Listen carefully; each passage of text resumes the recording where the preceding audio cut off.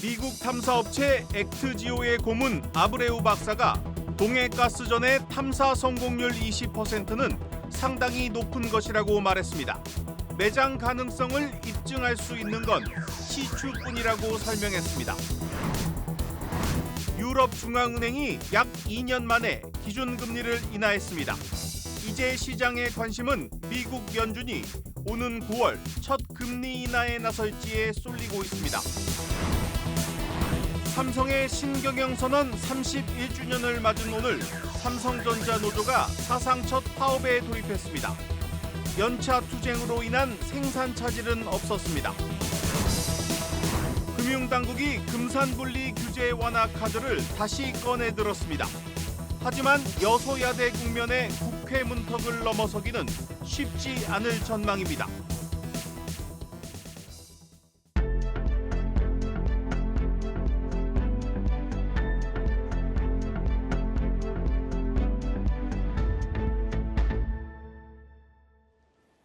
뉴스 플러스 시작합니다. 동해 가스전을 분석한 미국의 탐사업체 액트지오의 고문 아브레우 박사가 오늘 기자회견을 열었습니다. 이 아브레우 박사는 이번 프로젝트의 유망성이 상당히 높다고 말했지만 실제로 경제성이 있을지는 시추를 해봐야 한다고 밝혔습니다. 이 구설수에 오른 이 전문성 논란에 대해서도 직접 답을 내놨습니다. 취재 기자와 자세히 들여다보겠습니다. 산업부 고영욱 기자 나왔습니다. 고 기자, 먼저 오늘 기자회견 내용부터 한번 정리를 해보죠. 네, 한마디로 정리를 하면 결국에는 이제 파봐야 안다는 내용이었습니다. 그러니까 이제 석유가스가 진짜 있는지, 있으면 얼마나 있는지는 시추를 해봐야 안다는 건데요. 비트로 아브레우 액트지오 이제 대표는 이제 이 프로젝트의 유망성에 대해서 상당히 높다면서 이제 그 시추를 해볼 만하다고 평가했습니다. 네. 근거는 지질학적 데이터였는데요. 설명 직접 한번 들어보시죠. We actually prove the existence of the four main elements of the petroleum systems in this basin. 네, 이 아브레우 대표에 따르면 이 석유가스가 있을 만한 구조는 이제 우선 이제 굉장히 좁은 대륙붕 내에 많은 모래가 있어야 하고요. 이 모래에 이제 석유가 있어야 하고요. 이 석유가 이제 흩어지지 않도록 진흙이 또 이제 이걸 덮어주는 구조여야 됩니다. 네. 이제 이 동해에는 이런 유망 구조가 7곳이 있다는 거고요. 입증할 방법은 시추뿐이라는 겁니다. 이 정부가 밝힌 탐사 시추 성공 확률은 20%입니다. 최근 20여 년 전 발견된 유정 중에서 가장 매장량이 큰 가이아나 리자 프로젝트의 성공 가능성은 16%였습니다. 네, 사실 정부의 발표 이후에 많은 의혹들이 제기됐습니다. 특히 이 같은 곳을 두고 이 호주의 최대 에너지 회사가 이 사업성이 없다 이렇게 평가하고 철수를 했는데 네. 이에 대해서는 좀 납득할 만한 답변이 있었습니까? 네, 일단 많은 의혹이 있었죠. 정부에서 세계적인 심해 기술 전문 기업이라고 소개를 했는데 사실 네. 우리 대부분에게 생소한 곳이었죠. 그래서 이제 이곳이 믿을 만한 곳인지 언론에서 집중적으로 검증을 했고요. 이 과정에서 액트지오사의 주소가 가정집이다, 1인 기업이다, 또는 이제 매출이 터무니없이 적다는 의혹들이 제기가 됐었습니다. 네. 그런데 이제 여기에 대해서 아브레오 대표가 이제 직접 이제 입을 열었는데요. 회사 주소지가 자택인 거는 맞다면서 이 데이터 검증은 컴퓨터만 있으면 되기 때문에 사무실이 꼭 있을 필요가 없고 또 다른 직원들도 재택근무를 한다고 설명했습니다. 인력은 이제 전문가들로 구성이 됐지만 작은 시장에서 활동하는 기업이라서 규모가 크지는 않다고 했고요. 앞서 입국 당시에 이제 고객사로 포스코를 언급을 했었는데 실제 이제 포스코 인터내셔널의 미얀마 가스전의 잔존 유망성을 평가했던 것으로 확인을 했습니다. 네. 또 이제 우드사이드와의 전망이 엇갈린 이유에 대해서 이제 산업통상자원부가 공식 입장을 발표를 했는데요. 우드사이드는 이제 인수합병으로 조기 철수를 하면서 이 유망 구조를 도출하는 단계까지는 이르지 못했고, 액트지오의 분석 결과는 이제 우드사이드가 넘겨주고 간 자료에 또 이제 추가로 추가 탐사한 자료까지 포함해서 새로 분석한 것이라는 설명이었습니다. 네, 결국은 파봐야 알게 됐습니다. 이왕이면 잘 됐으면 좋겠는데 이 동해 가스전 본격적인 탐사 시추 계획은 어떻게 됩니까? 네, 일단 이르면 이제 오는 11월에 시작될 계획이고요. 프로젝트명은 대왕고래입니다. 이를 위해서 석유공사는 이제 세계적인 해양 시추 업체로 꼽히는 노르웨이의 시드릴로부터 시추선 웨스트 카펠라를 빌렸습니다. 네. 이 시추선은 이제 삼성중공업이 2008년에 만들었습니다. 배를 하루 빌리는 이용료는 6억 5천만 원이고요. 약 40일간 한국에 머물 예정입니다. 수심 1km 이상 깊이 들어가기 때문에 이 시추공 한 번에 1,000억 원가량의 큰 돈이 들어갑니다. 네, 잘 들었습니다. 산업부 고영욱 기자였습니다.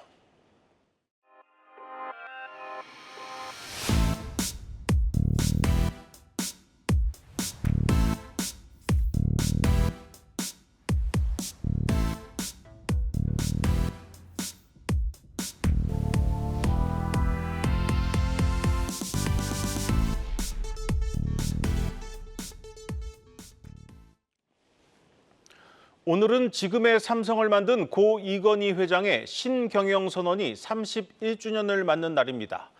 바로 오늘 삼성전자의 최대 노조가 창사 이래 첫 파업에 들어갔습니다.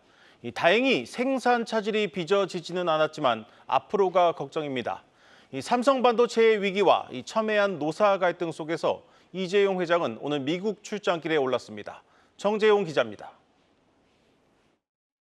삼성전자 최대 노동조합인 전국 삼성전자 노동조합의 단체 연차 사용은 예정대로 실행됐습니다. 반도체 사업장 곳곳에 파업 선언문이 붙고 삼성 서초 사업 앞 24시간 농성 역시 계속됐습니다. 창사 55년 만에 첫 파업이란 상징적인 의미는 있지만 반도체 등 생산 라인 영향은 크지 않았던 것으로 파악됩니다. 전삼로 측의 적극적인 연차 사용 독려에도 전체 임직원들의 연차 사용률은 지난해보다 오히려 낮았습니다. 징검다리 연휴지만 자칫 파업 참가로 비춰질 수 있어 일반 직원들이 연차 사용을 주저했기 때문입니다. 당장에 큰 영향은 없었지만 노조의 추가 단체 행동 가능성은 남아 있습니다. 노조가 창사 이래 첫 파업을 단행한 오늘은 고 이건희 선대 회장의 신경영 선언 31주년입니다. 바꾸려면 철저히 바꿔. 극단적으로 얘기해. 농담이 아니야. 마누라 자식 빼는 건 다 바꿔봐. 신경영 선언은 품질 위기를 겪은 삼성이 질적 성장을 위한 대대적인 혁신으로 글로벌 인류 기업으로 등극하는 계기가 된 것으로 평가받습니다. 인공지능 메모리와 파운드리를 비롯한 반도체 전 영역에서 고전을 면치 못하고 있는 지금 다시 한번 위기 돌파구를 찾는 제2의 신경영 선언이 필요하다는 목소리도 커지고 있습니다.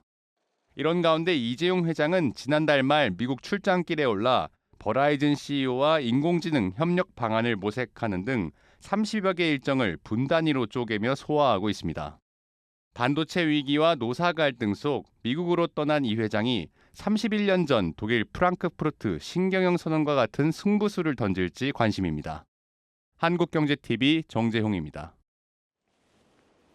유럽중앙은행이 약 2년 만에 처음으로 기준금리를 인하했습니다. 이제 시선은 미국 연준을 향하고 있습니다. 미국 월가에서는 연준이 올해 9월 첫 금리 인하에 나서겠지만 금리를 많이 내리지는 못할 것이란 전망이 나오고 있습니다. 뉴욕에서 김종학 특파원입니다. 미 연방준비제도가 올해 남겨둔 정례 회의는 다음 주에 열릴 연방공개시장위원회를 포함해 모두 5차례입니다. 연준은 지난 3월 발표한 경제 전망에서 경제를 자극하지도 침체시키지도 않는 상태, 이른바 중립금리를 연 2.6% 수준으로 제시했습니다. 이를 바탕으로 하반기부터 연준의 통화 완화에 대한 시장의 기대가 커지고 있지만 에릭 로즌그랜 전 보스턴 연준 총재는 현재 상태론 금리를 크게 내리기 어려울 수 있다는 반론을 내놨습니다. For all those reasons, I expect that actually the terminal Fed funds rate is going to be much more like 3.4%, so much higher than the Fed's currently forecasting. 끈적하던 인플레이션 지표가 4월 들어 하락했지만 고용 영향이 큰 건설 경기 호황으로 침체 가능성이 줄면서 현재 통화 긴축을 풀기 어려울 거란 겁니다. 골드만삭스도 미국의 이민자 증가와 실질 소득이 증가하는 반면 임대료와 같은 고정 비용 상승은 둔화하면서 성장률을 밀어올릴 가능성에 무게를 뒀습니다. With inflation coming down, the economy moving back to balance, doesn't this mean that there's a risk of overheating? The answer is that demand is strong, but supply is growing arguably even more strongly. And the impact on inflation doesn't depend on GDP growth. 골드만삭스는 이러한 전망에 따라 주거비 등 서비스 물가 하락으로 인해 오는 9월부터 연내 최대 2차례 금리 인하 가능성을 열어두고 있습니다. 미국 경제가 성장 국면을 이어가면서 AI를 중심으로 한 에너지, 보안, 소프트웨어 기업들에 대한 투자 환경은 어느 때보다 무르익고 있다는 진단도 나왔습니다. Where we have been focused on is this idea of demand for energy accelerating at a time when the supply is not there. There's huge demand for electrification. 구글과 마이크로소프트, 테슬라 등 미국 대형 기술 기업의 천문학적인 투자로 성장 중인 AI 시장은 추론 기능을 더한 고성능 맞춤형 반도체 경쟁이 유력합니다. 월가 투자 기관들은 이를 위한 AI 인프라 구축 과정에서 초고속 메모리인 HBM의 중요도가 높아지면서 이를 공급하는 한국 업체들의 투자 가치가 높아질 수 있다고 전망했습니다. 뉴욕에서 한국경제TV 김종학입니다. 배달앱 1위 배민이 이제부터 배달이 아닌 포장 수수료까지 받겠다고 하자 점주들이 반발하고 있습니다. 포장은 단순히 중개만 하는 건데 수수료까지 떼가는 건 불합리하다는 겁니다. 논란이 커지자 정치권까지 가세했습니다. 유호성 기자입니다. 배달의 민족이 포장 중개 수수료로 6.8%를 부과하겠다는 소식이 전해지자 음식점주들 사이에 불만의 목소리가 터져나옵니다. 업계 1등이 수수료를 올리면 나머지 업체들도 줄줄이 인상이 이어지고 이는 결국 음식값 인상 결과를 초래할 수도 있다는 겁니다. 네이버나 쿠팡도 안 받고 있는데 배민이 또 그렇게 먼저 시작을 하게 되면은 다른 업체도 분명히 똑같이 받게 돼 있거든요. 뭐 저희 가게 같은 경우에는 포장 할인을 제공해주고 있는데 배민이 그렇게 6.8%를 매기면은 저희는 포장 할인 제공을 하지 않을 거고요. 그렇게 되면은 이제 손님들 입장에서는 플랫폼으로 간편하게 시켜 먹을 수 있는 가격이 더 올라가게 되는 거죠. 포장 주문은 배민 플랫폼을 통해 이루어진 거래로 배달 거래 없이 주문만 중개하기 때문에 소비자가 직접 물건을 받아가야 합니다. 이에 대해 배민 측은 주문 중개도 비용이 들어가기 때문에 수수료를 부과하는 것이 당연하다는 입장입니다. 더군다나 포장 수수료는 당초 받기로 했던 것을 코로나 기간 자영업자 어려움을 감안해 4년 유예해 준 것이라 덧붙였습니다. 하지만 지난해 7천억 원의 영업이익을 거둔 배민이 포장 주문에 대해 수수료를 받기로 하자 여론은 악화되고 있습니다. 정치권도 비판에 가세하는 모양새입니다. 윤상현 국민의힘 의원은 주문만 받아주고 6.8%를 뜯어가냐며 자영업자에겐 청천벽력 같은 살인 행위라고 지적했습니다. 배민은 기능 고도화와 편의성 확대, 광고 효과 극대화 등 점주 매출 증대 방안을 상생안으로 내놓고 있지만 싸늘한 여론에 고심이 커져가고 있습니다. 한국경제TV 유호성입니다. 금융당국이 금산분리 규제 완화 카드를 다시 꺼내들었습니다. 은행이 다양한 분야로 진출할 수 있는 길을 열어주겠다는 겁니다. 하지만 금융당국의 의지일 뿐 여전히 여소야대 국면인 국회 문턱을 통과하기가 쉽지 않아 보입니다. 전범진 기자입니다. 금융위원회가 이번 달 중으로 주요 시중은행 관계자들을 소집해 비금융 산업 진출에 대한 의견을 청취합니다. 금산분리는 산업자본이 은행 주식을 10% 이상 보유할 수 없도록 하는 내용과 은행이 비금융 주식을 15% 이상 갖지 못하는 규제, 금융지주사의 비금융 지분 보유를 금지하는 법률을 합친 개념입니다. 당국은 이 중 두 번째인 은행의 비금융 지분 15% 한도를 일부 완화하는 방안을 논의하고 있습니다.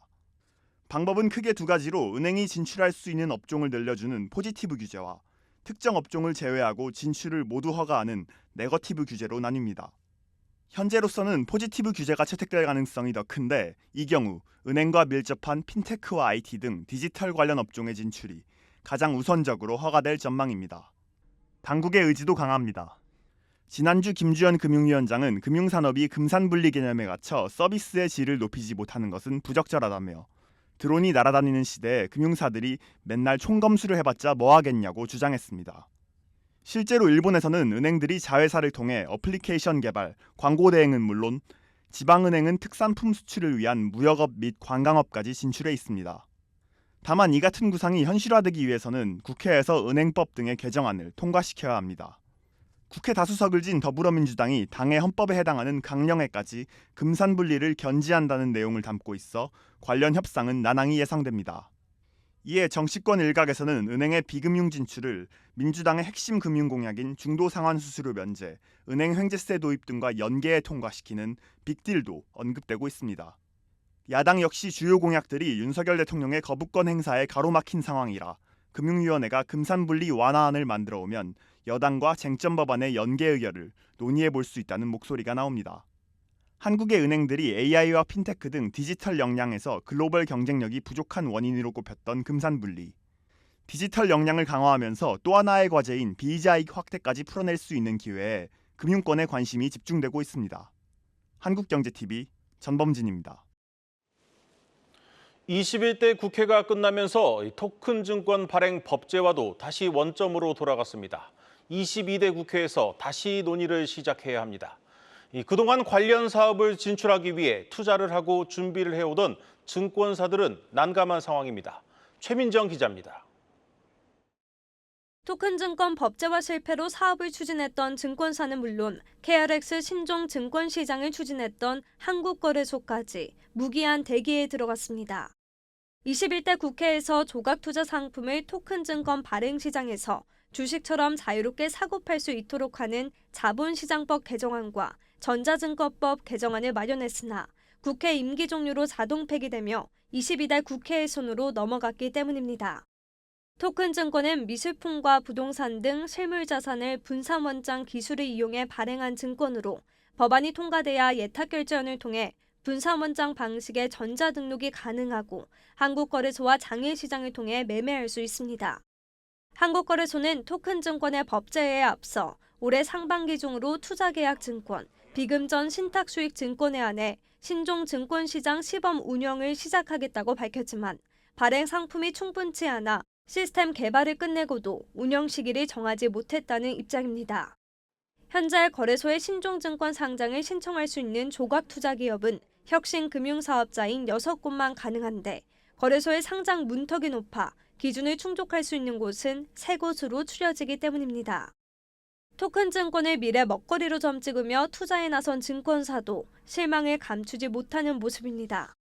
한국투자증권을 포함해 일부 증권사는 토큰 증권 발행 인프라를 구축했고 여타 증권사들도 코스콤과 함께 공동 플랫폼을 개발했지만 토큰 증권 시장 개화 시기가 늦춰지며 수익화까지는 시간이 한참 더 걸릴 전망입니다. 업계 관계자도 법안 통과를 고려해 내년 상반기 정도로 인프라 개발과 상품 출시 등을 준비했는데 불확실성이 커지며 일정이 지연되고 모니터링만 하고 있다는 입장을 전했습니다. 통과가 돼도 시행령이 있고 뭐 여러 가지 시간이 많이 걸린단 말이에요. 그러한 비용들을 이미 지출을 해놨기 때문에 손실이 있을 수밖에 없겠죠. 발행을 맡고 있는 증권사와 유통을 담당하는 한국거래소 모두 법제화가 선행돼야 한다고 입을 모아 강조합니다. 전 세계 토큰 증권 시장 규모는 약 821조 원.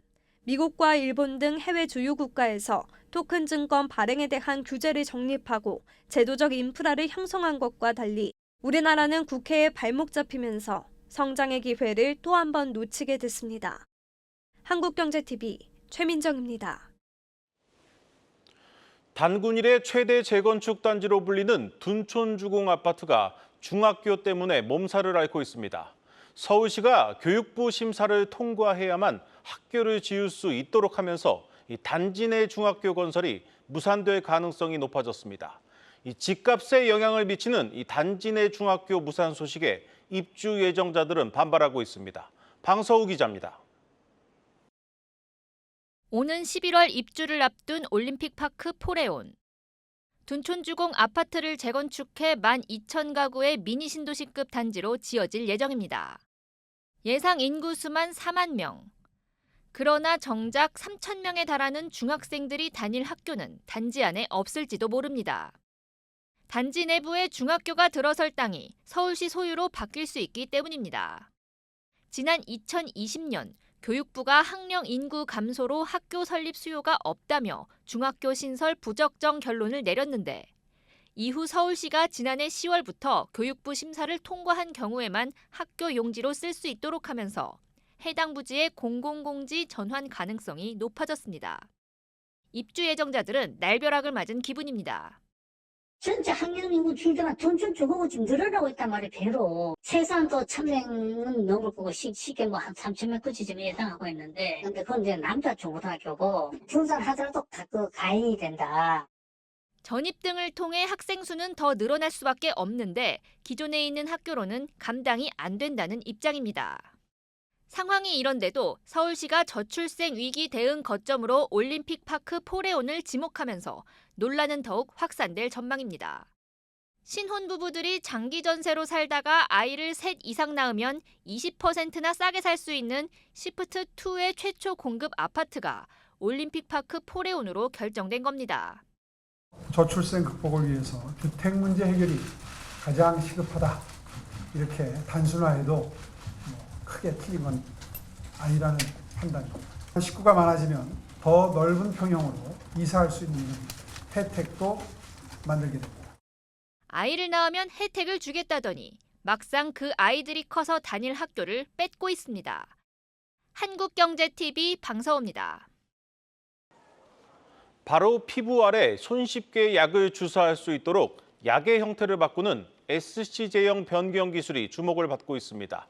이 투여 시간이 빨라서 환자들의 불편도 크게 줄일 수 있는데 국내에서는 알테오젠과 셀트리온이 대표 주자로 꼽히고 있습니다. 김수진 기자입니다.